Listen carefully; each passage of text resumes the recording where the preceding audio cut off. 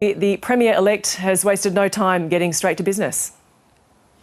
No, he certainly hasn't, Gemma. Now, he has got a busy schedule ahead of him today. He's expected to travel to Government House, where he'll meet with the Governor, Dr Jeanette Young, to be officially sworn in as the 41st Premier, as you mentioned earlier. Now, he is going to have an interim government also appointed alongside his deputy, Jared Blay.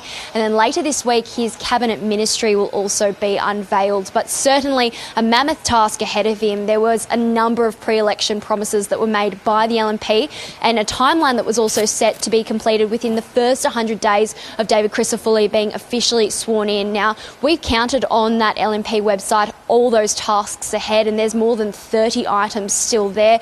And effectively, this week alone, he's going to be looking to draft legislation to make Queenslanders safe laws. Those laws are aimed at curbing the youth crime crisis here in Queensland. It's become a centrepiece of Mr Crisafulli's campaign, where effectively he ran that slogan, adult crime, adult time. He's also expected to start a review into the state's bungled DNA lab inquiry debacle, as well as further appointing and establishing a housing ministerial task force. But on the topic of Olympic and Paralympic infrastructure for the 2032 Games here in Brisbane, he said that there will be a 100-day review into the infrastructure plan. He hasn't yet ruled out the controversial Gabba redevelopment plan that was a $3.7 billion project that was also scrapped by the Labor government earlier this year. So that's something that's still very much on the cards. But he says the decision will ultimately be up to Queenslanders. Now, he's speaking earlier on how he will fare working alongside his federal counterparts. He says that he will continue to work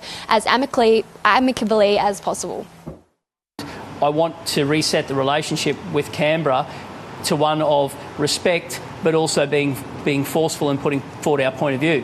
And I will do that whether or not Mr Albanese is there or Mr Dutton is there. I've seen in recent times the public lose faith, particularly with what I saw in Queensland when government changed in Canberra. It was a completely different approach. I've got to be on the Maroon team, and I've got to put forward our case to get our fair share of funding. Right. And in return, I say to Canberra, we'll do things on time and on budget, which hasn't happened.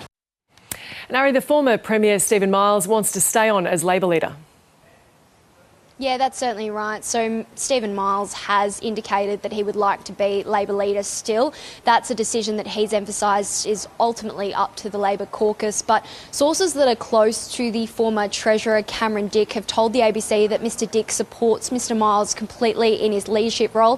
He says that he would also like to stay on as Deputy Leader. But no doubt today there will be a lot of soul searching for the Labor Party, especially after they suffered those huge swings against them in the state's regions as well as the far north. There'll also be some soul searching for the state's Greens as well, where they were hoping to sort of replicate the outcomes of the federal election a few years ago, where they would see a few seats being picked up by the Greens, and that's certainly not been the case today.